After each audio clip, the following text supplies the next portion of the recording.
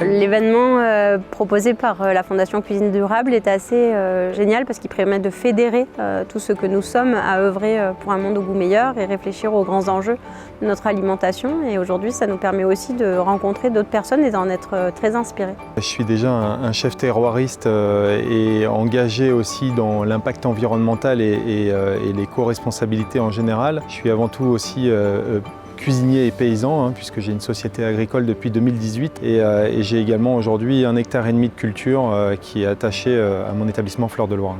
Si j'ai eu cette démarche justement de créer ce jardin, c'était aussi pour maîtriser justement les variétés que je pouvais cultiver. Notre façon de s'alimenter et notre vision de l'agriculture est en train d'évoluer. Donc on a aussi un échange avec le Conservatoire des graines anciennes de Région Centre.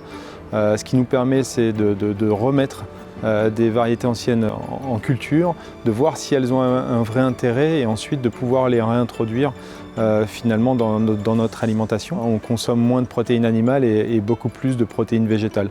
Donc il faut soutenir toutes ces associations, il faut soutenir toutes ces démarches. En étant chef, on est aussi ambassadeur de l'agriculture en général et du milieu agricole et tout ce qui touche justement à cet ensemble. C'est une réflexion nouvelle, étayée par les propos que j'ai écoutés aujourd'hui, notamment sur les semences, la méthode de travail ici, dans ce lieu assez exceptionnel, et de pouvoir me relier à eux tout simplement pour pouvoir amplifier ma recherche justement sur des semences anciennes ou sur des semences résilientes sur nos territoires et liées aux conditions climatiques actuelles, sur lesquelles on doit réfléchir forcément. En fait, chaque variété a sa caractéristique, elle va avoir un goût et un apport qui va être différent. Et même si parfois elles ont moins d'intérêt à les goûter séparément, pour le coup quand on les associe, on en aura qui ont toujours un petit peu d'acidité, l'autre un petit peu de fibre. Donc plus on travaille sur les variétés dans une assiette et plus on va découvrir des petites